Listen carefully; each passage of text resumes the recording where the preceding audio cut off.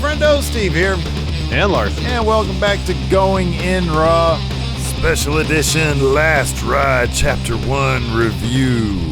I can't quit this game, Larson. Yeah. They won't let me. We had a question at one point at what wrestler is most like Randy the Ram from The Wrestler. Mm-hmm. I don't know if either of us said The Undertaker, but in terms of the hold this business has on one Mark Calloway, it's pretty strong. That seems to be the theme of certainly I would this series, because the finality with which people perceive that Mania 33 match, and then of course how we know that wasn't the case, is probably one of the more interesting threads in certainly the first chapter, and I think it's probably going to run through however many. Do we know how many episodes this is? I don't know if they've announced. I know the time frame I believe listed was 2017 to 2020. The Undertaker had people following around, capturing footage for stuff. It's a scenario where he walks into this saying early on this first episode, effectively, I want to walk away before the tank's empty. Yes. And then when he has a moment at WrestleMania 33 where it seems like, and like in the whole lead up to the match, he's like, I'm not 100%. Yeah, yeah. And he said at the Rumble that year. That too, yeah. At the Rumble that year, he said he had no business being in that match. Okay, so did you think he was referring to that Rumble match or the Mania match? Because the Rumble was the setup for it, and he said, they were showing B-roll from the Rumble while they were doing it, so I just thought it was that, but maybe it was a Mania match. Because he also talked later on. He was like, every time I'm in a match, there's a young guy who's there every week who doesn't get a spot. Well, but Mania, he said, and so since I'm there on Mania, I got to make sure essentially I earn my spot. Yeah. I put forth the effort and the performance that justifies my spot on the card. So his general idea is I want to walk away before the tank is empty, and then they showed the preview for episode 2 where he's watching that Mania match at 33 and thinks it sucks. With the exception, because they specifically show, and they made a point of showing the botch. The big botch was supposed to be the tombstone spot, yeah. The tombstone reversal, which, yes, was a mess. But I remember thinking about that match. Well, he wasn't moving great, but it was about as good as a match as you could expect. I still haven't seen the match that he had at Extreme Rules. I think it was a tag match with Roman, if I'm not mistaken. Oh, that was fun. And I've heard good things about it. That was fun. Yeah. That was a lot of fun. And so you get the pickle he's in. It felt to me where you could look at that Mania 33 match and it seemed like at a certain point he felt that way, where because apparently Michelle McCool was under the understanding that was it for him. Mm-hmm. Done. Mm-hmm. It seemed like other people may have had the idea as well that he was walking away after that, including former AEW champion Chris Jericho. Yes, and for him, and I understand the perspective, like you want to walk out knowing you have some stuff in the tank, so people remember you at your best, not at your worst. Mm-hmm. When he mentioned that too, where he didn't want to be out there in the ring, where some dude with his kid and the dad would lean over and said, he used to move way better than this. He used to do more than this. He used to be, he was the Undertaker. If you could have seen him when, yeah. Yeah, not the shell of what he used to be. But then you go forth and you lay, in his estimation, an egg at WrestleMania. Well, I don't want to go out that way. Yeah. So he, at the end of this episode, is like, now it's redemption. Mm-hmm. The problem is, man, you start digging yourself into a hole because it's not going to get. You could try to make it better. I mean, they show some very graphic surgery footage from the episode coming replaced, up. Yeah, that's going to be hard to watch. But okay, so you repair your body, you go for the last one match. But there's also, I wonder, my big question is, are they going to talk about? Because come on, man, this can't exclusively be about him wanting the final Undertaker match. There has to be an element of the Saudi Arabian government is paying a ton of money here. I would hope that they address that, because realistically, that's got to be a huge part. I don't know what proportion of it is ensuring my legacy versus the monetary aspect. Ensuring my financial future. Ensuring I've got fat stacks. I mean, if that was his house he was doing that interview stuff in, I don't feel like, I mean, that looked pretty nice. Yeah, I don't know if he paid cash for it, though. I've got a mortgage. I mean, I'm guessing he could have paid it off easily after the first Saudi show. You would think so. But he's in a situation, though, where I would suspect, given how he says his mindset is in this first episode, where he has a good match and thinks, all right, I can do that again. Mm-hmm. Has a bad match. Well, I don't want to leave that way. Yeah.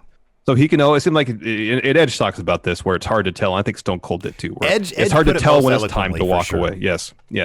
And so, regardless of how the match turns out, he can convince himself that he can do another one. Mm-hmm. And it totally shows with the Goldberg match at that one Saudi show, and then the Extreme Rules match that happened shortly thereafter, where he went out there with an obvious chip on his shoulder, wanted to show everybody that he still had it.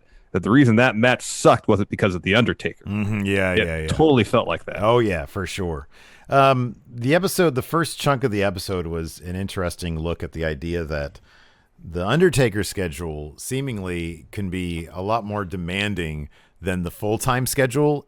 Obviously there's the age, there's the wear and tear aspect of things. It's not like Undertaker could handle a full-time schedule right now, but the transition from a full-time schedule where, as Stone Cold puts it, your body is calloused. Your body understands the wear and tear aspect of things and prepares itself and is able to sort of, armor itself with bruises and bumps and calluses and stuff like that. Whereas the Taker schedule is your body softens. It doesn't get used to the wear and tear. So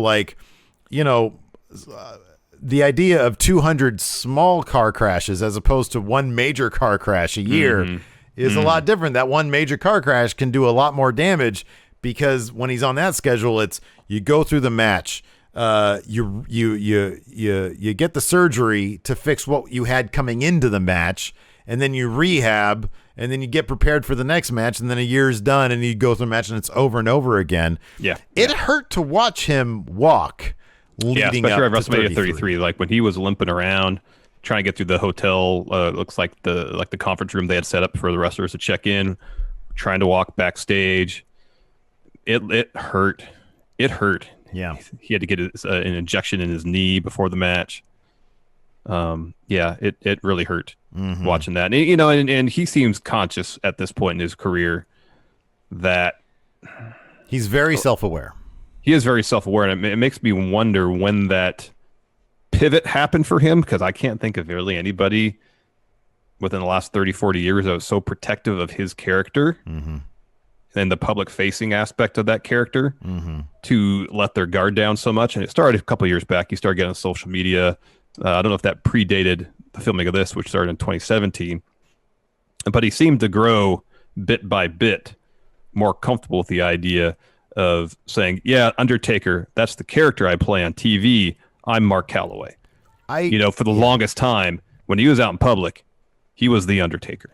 I would suspect, this is just pure speculation, I wonder if, or I guess I'll just phrase this as a question, I wonder if his series with Brock, when he came back after the 30 match, when he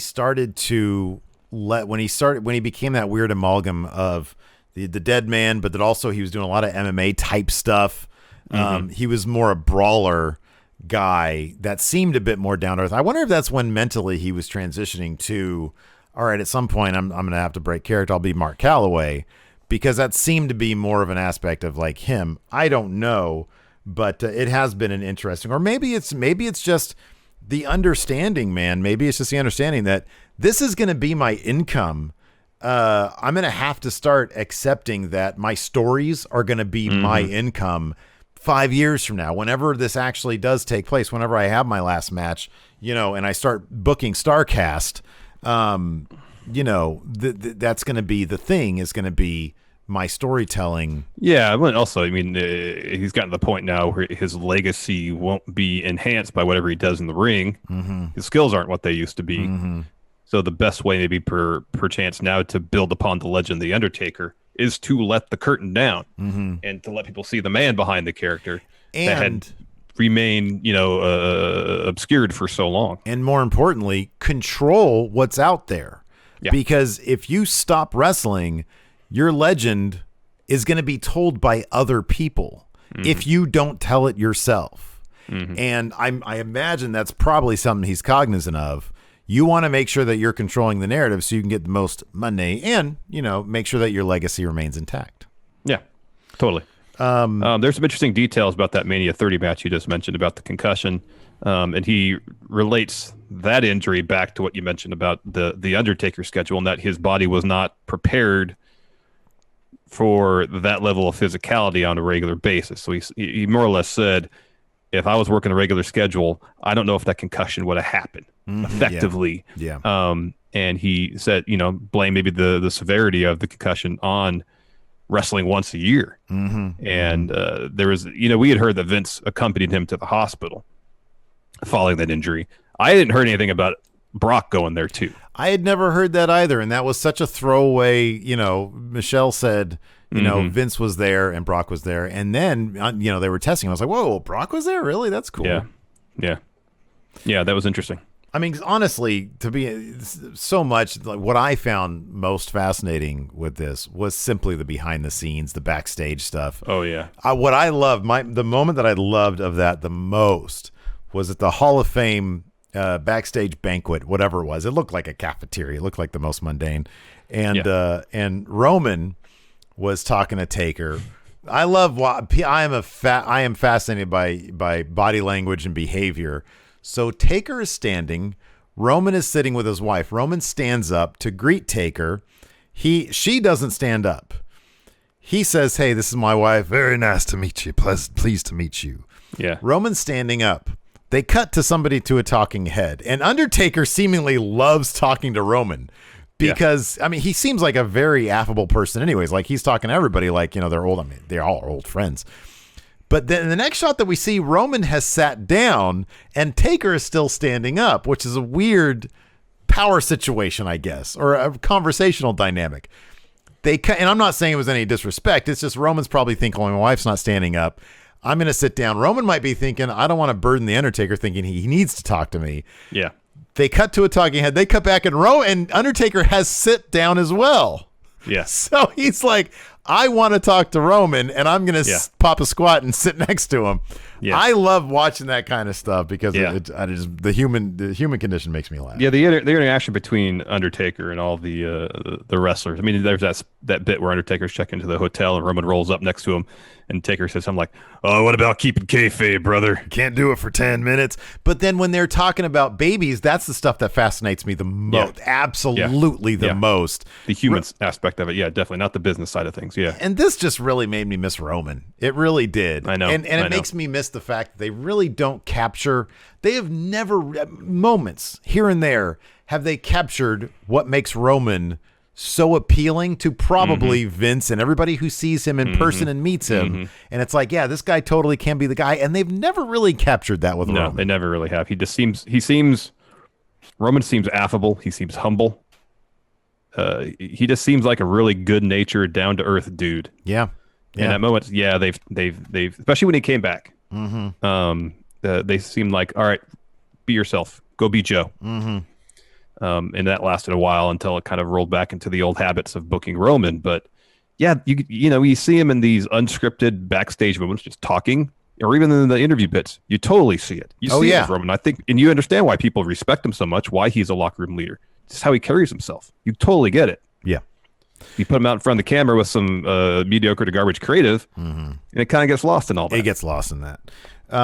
Speaking of locker room leaders, I thought that was another interesting segment where they talked about, a lot of the veterans talked about how Taker was a natural locker room leader. Everybody would go to him. There was some footage that I had never seen before that seemed, just extra stuff that had been shot through the years.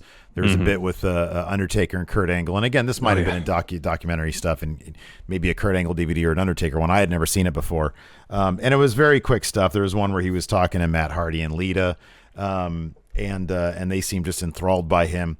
Mark Henry referring to the Undertaker as Don Corleone, I thought was pretty interesting. But also Undertaker later on referred to Michael Hayes. Michael Corleone, when I'm out, they bring me back in. Yeah, yeah, exactly. There was a couple. There were several Godfather references in this. Yeah, well, my favorite was Undertaker looked at how Michael Hayes was dressed and called him Don Corleone. Or something Yeah. like that. It was interesting to see a little bit of Triple H and Undertaker's relationship. Yeah. There was a point following Mania 30 where leading into 31 where Undertaker's confidence was shaken. Yes. And he said Triple H backstage at gorilla position, well, the owner seemed to notice, went up to him and they showed footage of this and says, hey, essentially like, you know who you are. Mm-hmm. Show him who you are.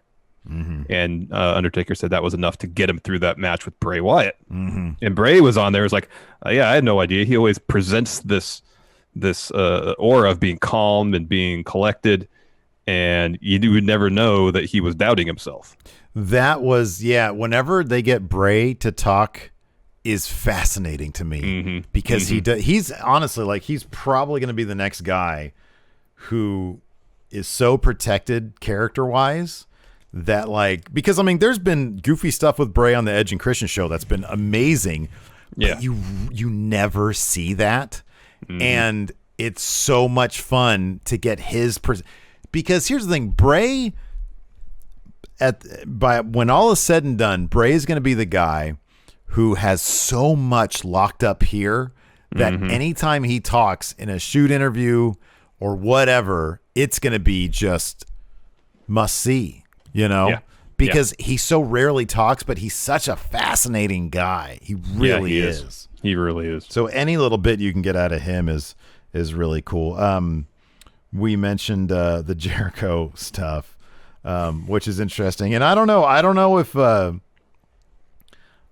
any given day, if Vince is like, hey, let's stick it to AEW by putting their champion or their former champion in this. And hey, let's stick it to AEW by not acknowledging Chris Jericho's history with WWE.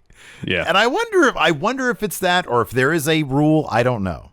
I don't know either. I don't know. But, because their interaction talking about the ramp and how it related to Taker's physical well-being at the time. Because obviously he was having some sort of lower body issues because he was limping around over the place, talking about the length of the ramp. And their exchange was interesting, and Jericho's little talking head bit following that was all right, but it didn't seem necessary. No, it didn't. It didn't. It wasn't like a glue. It could have easily been cut. It could have easily been cut. So it is definitely Let me ask you something. So I jokingly brought this up the other day. So obviously this is something they were filming for a while. Yeah. Is this at all motivated by the Jordan Last Dance documentary? Because, and the only reason I bring this up, well, I bring it up for a couple of reasons. There were some editing botches in this.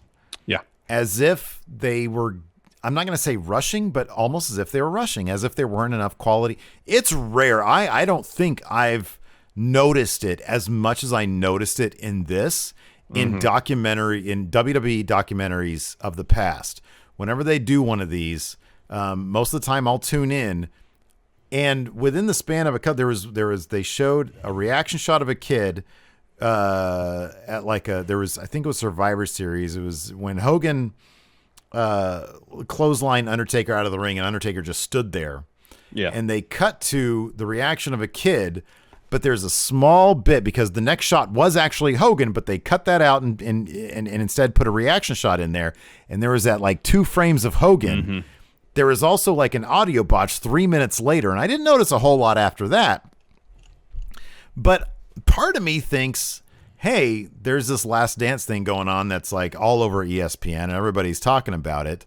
Now we have The Last Ride. I wonder if this was rushed into production or rushed into the editing, into post-production or whatever. It's potential. There was a lot of there were some weird pacing issues, I thought, throughout where, they have a stretch with some exposition from Undertaker, and they'd have, some B-roll or like little short montage bits that seemed to be lacking some sort of audio element to connect the pieces together. They'd have these bits where it was B-roll or, again, little edited section.